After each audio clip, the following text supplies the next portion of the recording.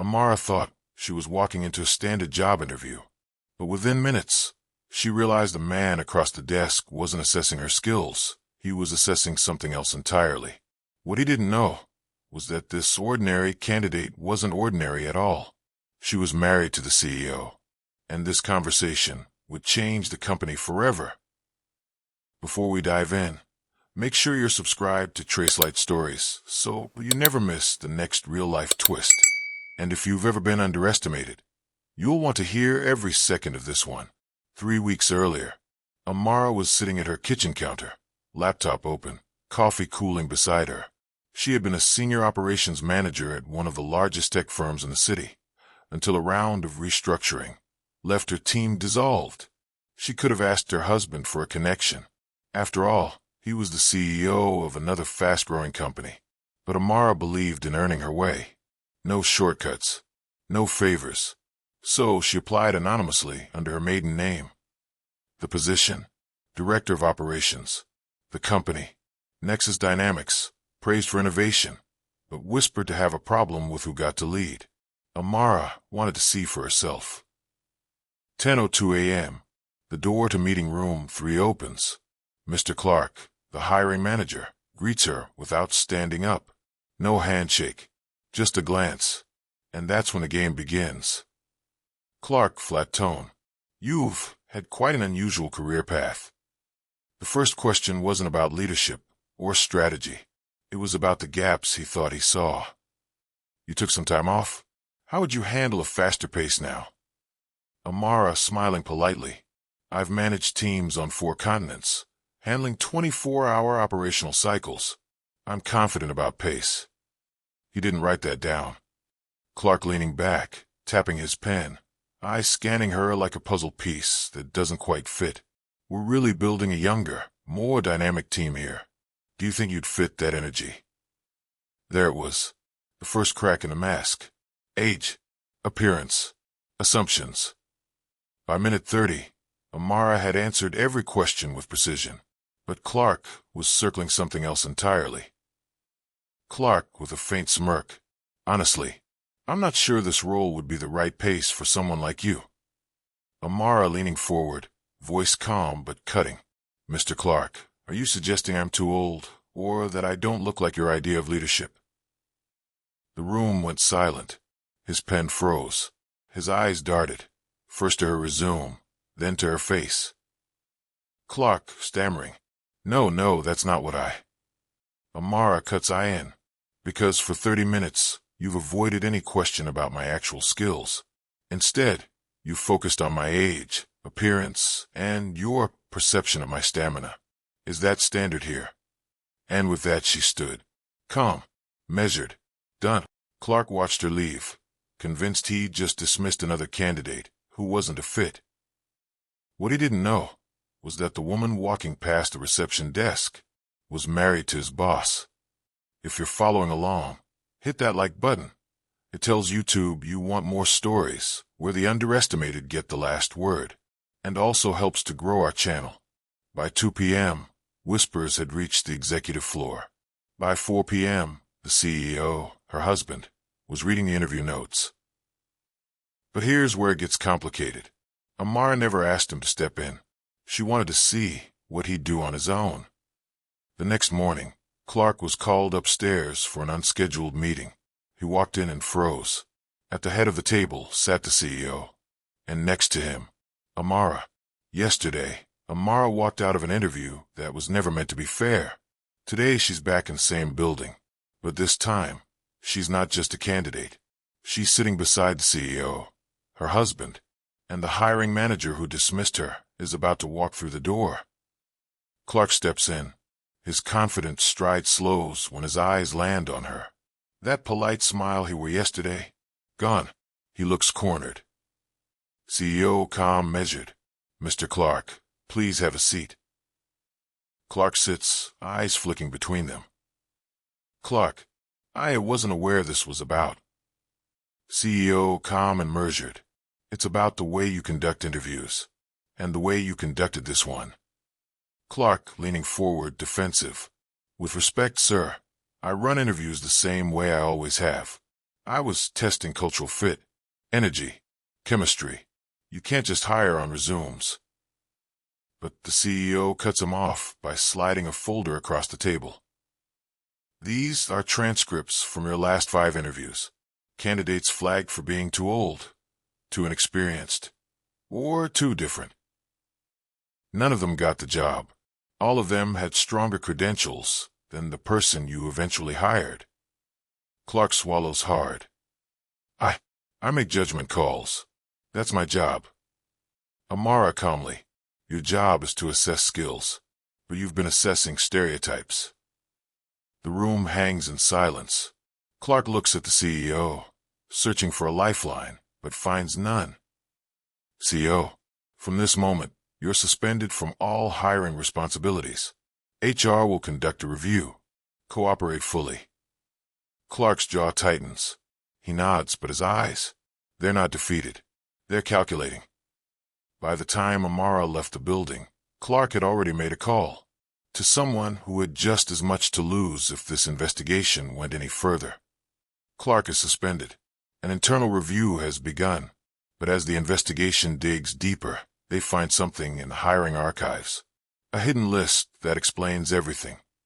2 days into the review, HR finds a password-protected file buried in the recruitment server. Inside, a spreadsheet labeled Preferred Candidates. And at the bottom, another tab. Do not advance. The names in red? Highly qualified applicants, removed before final interviews. Their only common thread, they didn't fit a certain image. CEO reviewing the file. This is systematic. It's not just Clark. Amara, which means someone higher than him is setting the rules. The deeper they dig, the worse it gets. Over 30 candidates rejected for reasons that have nothing to do with performance. Some of them former colleagues of Amara's, and at least one, a personal friend. Late that night, Amara gets a message. A single sentence from an unknown number. Stop looking at the list. The next morning, Clark doesn't show up for work, and the server with the file? Wiped clean. Amara knows only one person could have ordered that wipe, and confronting them could mean exposing the company her husband built. The list is gone, the evidence erased, but the damage? It's already been done, and the public is starting to hear whispers. The story spreads in hours.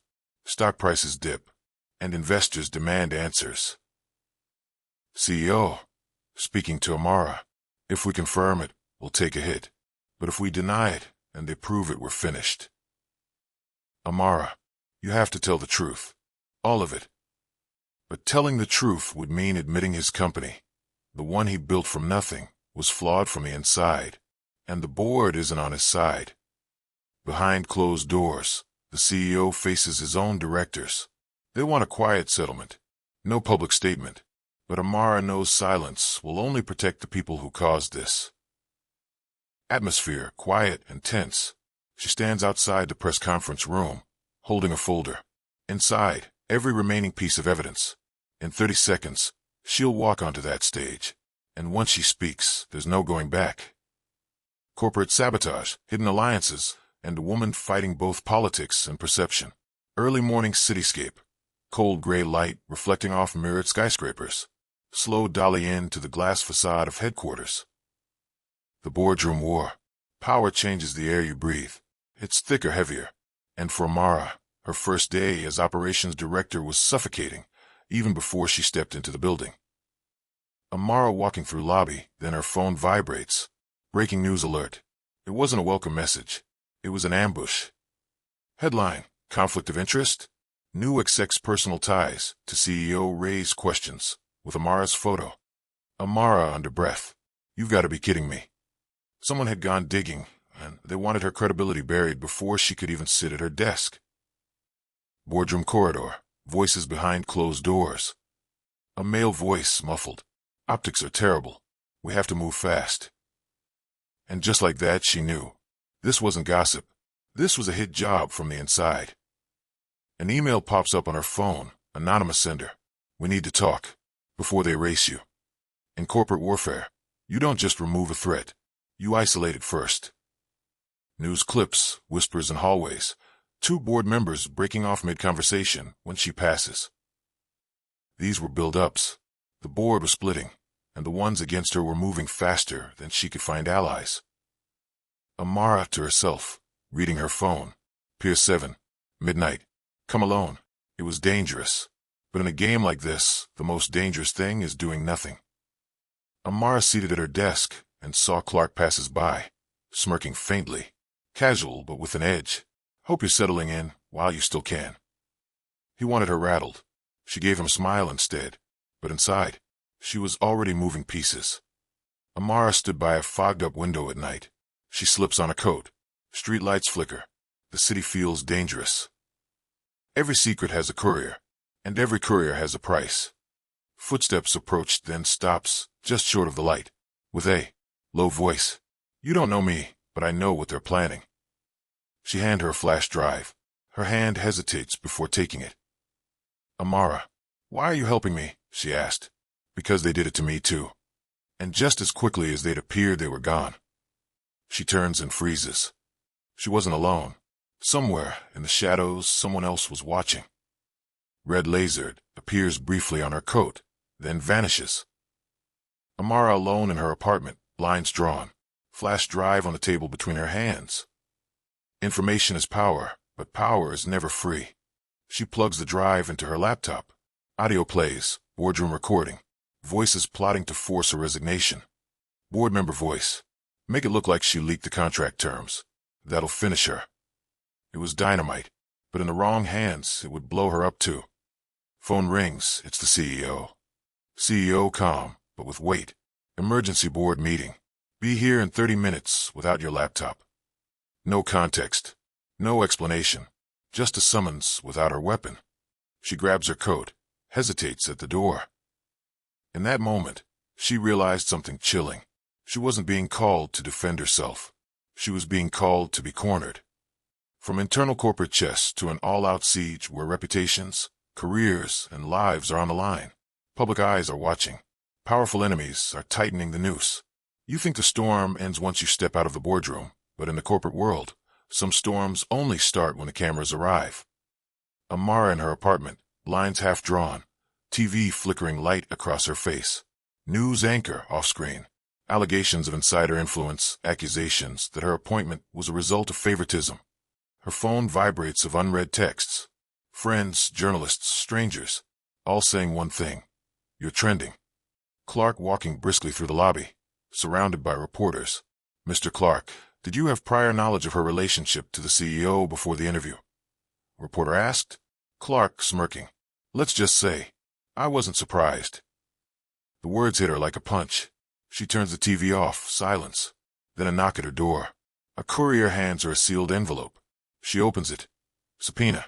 You are required to testify. In this game, the courtroom is just another kind of boardroom. Only here, the stakes are your freedom. This wasn't favoritism. This was a machine. And I had just found the engine. She scrolls. Offshore accounts. Fake invoices. Money routing through shell companies in the Cayman Islands. Suddenly, the cursor moves on its own. Files vanish one by one. The screen goes black. Someone who was watching me watched them. Her phone rings. Unknown number. Voice distorted. Stop digging, or you'll be next. A car idles a block behind. Headlights off. She speeds up. The car follows. She turns into her apartment building and slams the door shut. Inside, the air feels wrong. Her front door is slightly ajar. Your home stops being a home when you know someone else has been here. On the table, the flash drive broken in half. Then, a knock on the balcony door. She pulls the curtain aside. It's the hooded figure from. She collapses inside, bleeding from a deep cut on their arm. The hooded figure, whispering. It's bigger than the company, they own the cops. They press a blood-stained note into her hand. They know. Run. Amara meets with a trusted journalist inside a dim-lit cafe. Amara low voice. If I give you this, you release it in 72 hours, unless I tell you otherwise. Journalist. Once it's out, there's no taking it back. She hands him a secure envelope. 3 days. That's all the time I had to decide between my safety and the truth. Amara pacing in her apartment. She gets a late-night call from an unlisted number. Male voice calm. Amara, we need to talk. I think I'm part of the problem. She freezes. It's the CEO. Before she can answer, her TV auto switches to a live feed. News ticker. Breaking corporate bombshell, live at 6. The journalist's face appears on screen, holding the envelope she gave him. You think the story ends when the truth gets out, but sometimes the truth is the spark that burns the whole house down. FBI agents hauling boxes from the company's headquarters. Clark in handcuffs, trying to hide his face. Board members shouting into phones. Amara sits on her couch, watching in stunned silence. Her phone vibrates. A single text message. You've started a war. Hold on her eyes. The fear lands. And in this war, everyone's expendable. If you're still here watching, it means you're ready to see what they tried to bury. Don't forget to like this video and lock in with us. It's the only way the story survives. Silence after we heard gunfire faintly from distance. Tension build. Amara calls the journalist who first broke her story. Journalist, shaky. I can't protect you anymore. They came to my house. When you can't trust the system, you start wondering if your own shadow is working against you. She receives a burner phone in the mail. No note. A single audio file plays. The CEO's voice. CEO on tape. Move the funds through the senator's account. Keep the judge quiet. Her hand trembles. Amara meets the hooded figure in an empty parking lot. She hands her a flash drive labeled Dead Man's List. If this gets out, it won't just be them who die, you'll be next. Gunshots erupt. A black SUV screeches in. The hooded figure is dragged inside. They're not chasing headlines anymore. They're erasing witnesses. Amara ran down an alley, clutching the flash drive. 72 hours to vanish was what Amara had. Amara dyes her hair in a motel bathroom. Her passport lies open on the counter. Amara turns toward the CEO. His eyes dark, unreadable. CEO, calm. Get in the car, or someone else will take the seat you just vacated. Her fingers tighten around the flash drive in her coat pocket. Sometimes the person you fear most is the only one keeping you alive. They drive in tense silence through the city. Neon lights flash across Amara's face. He finally speaks. They've put a contract out on you, and I'm the one they hired. And just like that, survival became a negotiation. CEO lays 3 photographs on the dashboard. Politicians, judges, one known lobbyist. Pick one to save. The other 2 gone by morning. Measured, chilling. In a war for power, morality is a luxury. Amara refuses, crumpling the photos. He laughs. Then you've already chosen. The news the next morning. 2 high-profile deaths labeled accidents. Amara flees to an underground contact. An ex-intelligence operative. Operative. You don't need a safe house. You need to disappear from the grid entirely. They burn her IDs, wipe her devices, and implant a tracker in the flash drive, so she'll always know if someone's coming for it. At 3 a.m., the tracker pings. They found it, which means they found her. The hunter turns. Warehouse showdown. Amara waits in shadows, flash drive on the table. Footsteps approach. The CEO enters, but this time he's bleeding. CEO hoarse. They've decided I know too much. We're both targets now. When predators become prey, alliances shift in dangerous ways. Sirens in the distance. Helicopter blades overhead. The CEO leans close. There's only one plane out of the city tonight. We take it, or we don't leave alive. Boarding. Distant roar of jet engines. Muffled PA announcements in background. Amara and the CEO step into the dimly lit hangar. A sleek, unmarked private jet sits at the far end. Door open, engines idling. Airports have cameras. This hangar has ghosts. As they walk up the steps, a man in aviator sunglasses blocks their path. Pilot. Flight's paid for, but not by you. When you're running for your life, you never know who's really in the cockpit. Mid-flight over open ocean, the cabin lights flicker. The pilot's voice crackles over the intercom. We've been rerouted. New orders from your sponsor. Amara glares at the CEO. CEO, I didn't pay for this flight. The sky has no borders, but it has rules, and someone else is making them now. The plane banks hard, forcing her to grab the armrest. Out the window, not a city, but a military island runway. They land on a fog-draped strip. Armed guards wait.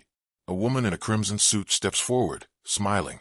Woman, we've been following your story. It's time you work for us. They didn't drag her here to kill her. They dragged her here to recruit her. She slides a sealed envelope across the table. Inside, photographs of an upcoming assassination. Help us stop this, or you'll be framed for it. Her eyes widen. The target is a whistleblower, the same one she was supposed to meet back at Pier 7. Amara studies the photos. The only thing harder than finding the truth is keeping it alive. As the CEO leans in, the woman in crimson whispers, "The plane's not your ride out. It's your ride in." Countdown. Amara stares at the encrypted dossier. The whistleblower's scheduled speech is in 22 hours, and she's the only one who knows they won't live that long. The truth has a time limit, and it's almost up. The CEO warns her. If we stop them, we're fugitives. If we don't, we're complicit. Disguised as event staff, Amara slips into the heavily guarded convention center. Camera pans, man in earpieces, reflective sunglasses, scanning the crowd. She spots the whistleblower backstage. Before she can reach them, a man brushes past, leaving a phone in her pocket. It vibrates once, message reads, "Walk away or we both die." The whistleblower takes the stage. Amara sees the sniper. High balcony. Red dot laser moving across the podium. Crowd noise drops out. Heartbeat sound takes over. She lunges, dragging the whistleblower down as the shot cracks. Chaos erupts, screaming, security flooding the stage. In 1 second, heroes are made and targets multiply. They escape through service corridors, sirens wailing outside. This is bigger than the CEO, bigger than the company. If this leaks, entire governments fall. As they vanish into a waiting car, Amara looks directly into camera. "You thought this was about a job interview. You were wrong." Final line. "Every truth you protect writes the next lie you'll have to live with." If you followed me this far, you know, some stories are kept alive by the people who share them. Like this video so the trail stays open. And remember, the next knock at your door could be mine. This is Tracelight Stories. Click on the next video. Thank you for watching.